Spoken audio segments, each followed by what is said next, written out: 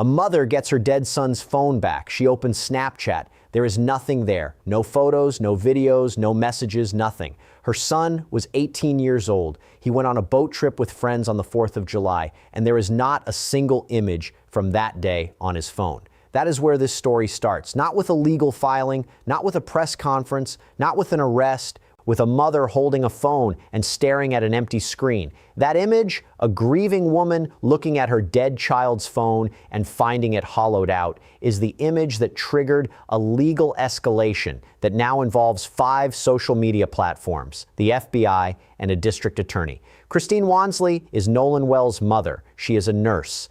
When her son did not come home from Horn Island on July 4th, she started looking for him. She checked his phone. She checked his location data. She found discrepancies in what she was seeing. And when Nolan's phone was eventually returned to her after his death, she opened his Snapchat accounts. He had 2 of them, 2 separate Snapchat accounts. And on both of them, there were no pictures and no videos, none, 0. An 18-year-old on a holiday boat trip with friends and not a single photo or video on any of his Snapchat accounts. She called it suspicious. That is the word she used. Suspicious. And she is right. Think about what teenagers do on the 4th of July. They take photos, they take videos, they post to Snapchat, they send snaps to friends, they document everything. That is what 18-year-olds do in 2026. Their phones are extensions of their social lives. Their Snapchat accounts are where they share moments, joke with friends, record memories. And now on the phone of a teenager who died after a 4th of July boat trip, all of that is gone.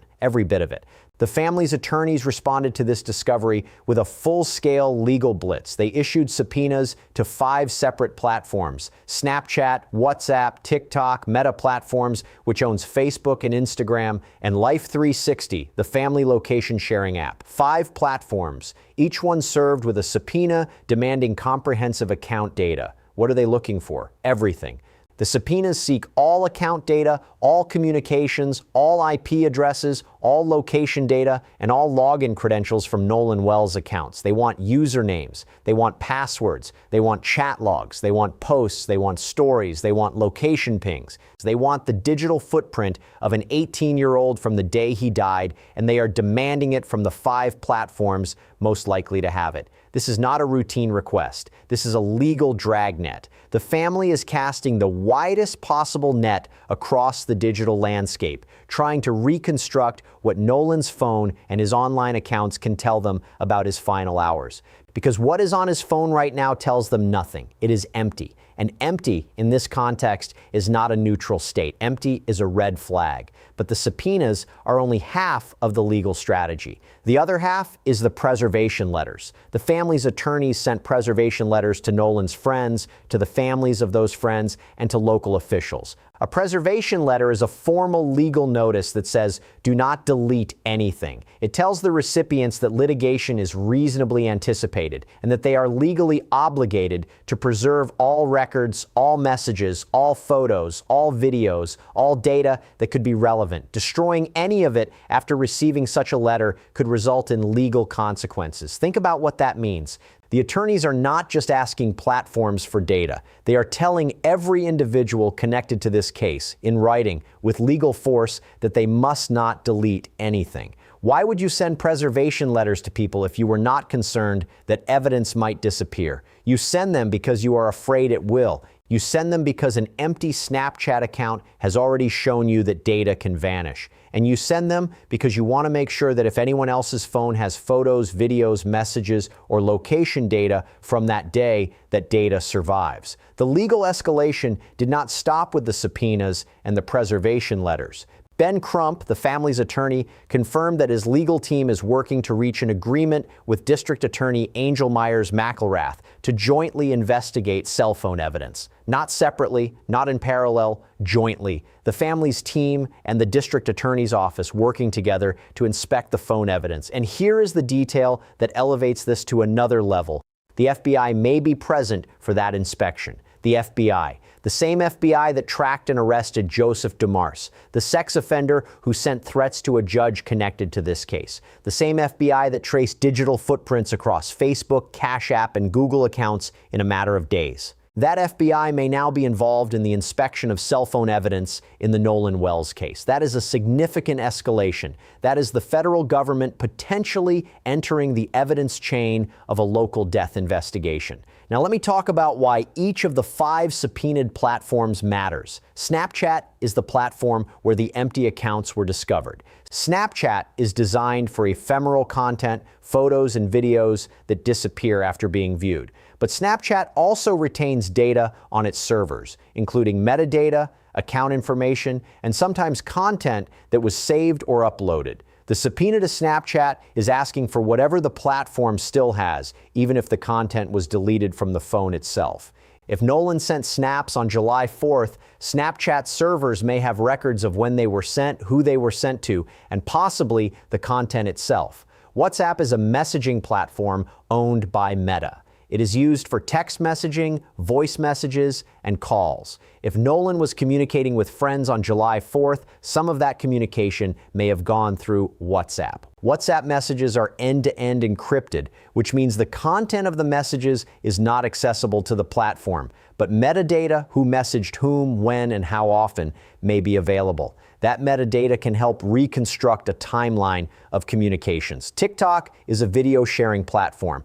If Nolan posted, commented, or interacted with content on TikTok on or around July 4th, that data could provide insight into his state of mind, his plans, or his communications. TikTok also collects location data and device information that could be relevant. Meta Platforms, which includes Facebook and Instagram, is the largest social media ecosystem in the world. If Nolan had Facebook or Instagram accounts, his activity on those platforms, posts, messages, location check-ins, interactions, could provide a comprehensive picture of his digital life in the days leading up to his death. Meta also owns WhatsApp, so the subpoena to Meta may cover data across multiple platforms. Life 360 is the family location sharing app. This is perhaps the most strategically interesting subpoena. Life 360 tracks the location of family members in real time. If Nolan was on Life 360, his location history from July 4th could show exactly where he was when he was there and when he stopped moving. This is not social media data. This is GPS data. This is precise location tracking, and it could provide a timeline that no other platform can match. The combination of these 5 subpoenas creates a comprehensive digital dragnet: social media, messaging, video sharing, location tracking. The family is trying to reconstruct Nolan's digital life from every possible angle because the physical phone gave them nothing. The phone is a shell. The data, if it exists, is on the servers of these 5 companies. Now here is the question that the empty Snapchat raises. Who deleted the content? Was it Nolan himself before he died? Did he delete his photos and videos for some reason? That is possible, but unlikely for a teenager on a holiday trip. Was it someone else who had access to his phone after his death? That is the more troubling possibility. If someone had access to Nolan's phone between his death and the moment it was returned to his mother, and if that person deleted content from his Snapchat accounts, that is evidence tampering. That is obstruction. And that is a crime. The preservation letters suggest that the family's attorneys are taking this possibility seriously. They are not just asking platforms for data. They are telling individuals not to destroy data. They are building a legal fence around the evidence before more of it can disappear. And the fact that they felt the need to do that, the fact that an empty phone prompted this level of legal urgency, tells you everything you need to know about how seriously they view the disappearance of Nolan's digital footprint. Nolan reportedly left his phone behind when he went to Horn Island. He left it to keep it out of the ocean. That detail matters. If Nolan left his phone with someone, or in a vehicle, or at a location on the mainland, then someone else had access to that phone while Nolan was on the island. And if that person deleted content from the phone during the time Nolan was on the island or after his death, the empty Snapchat accounts become evidence of a deliberate act, not an accident. Christine Wonsley already found discrepancies in location data when she was searching for her son. She was checking his phone, trying to find him, and the data she was seeing did not add up. That was before his body was found. That was during the window when she was still looking for a living son. And what she saw on that phone, the location data, the gaps, the things that did not make sense, convinced her that something was wrong before anyone confirmed Nolan was dead.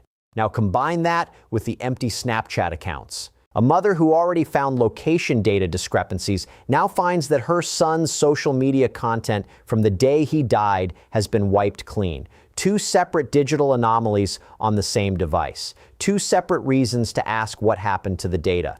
And a legal team that has responded by subpoenaing 5 platforms, sending preservation letters to everyone connected to the case, and negotiating with the district attorney to bring the FBI into the evidence inspection. A teenager dies after a holiday boat trip, and his digital footprint from that day has vanished. The question is not just what happened on the island. The question is what happened to the data. Who had access to the phone? Who had the opportunity to delete content? When was it deleted? And is the deletion connected to the circumstances of Nolan's death? Or is it a separate act of evidence destruction that occurred after the fact? The servers of Snapchat, WhatsApp, TikTok, Meta, and Life360 may hold answers that the phone does not. If content was deleted from the device but still exists on the servers, the subpoenas may recover it. If metadata from those platforms shows a pattern of communication, location movement, or account activity on July 4th, the data could help reconstruct the timeline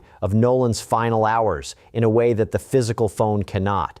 And if the FBI is present for the joint inspection of cell phone evidence, that adds a layer of forensic capability that a local investigation may not have. The FBI has digital forensics tools, expertise, and resources that go beyond what a county sheriff's department or a state medical examiner can deploy.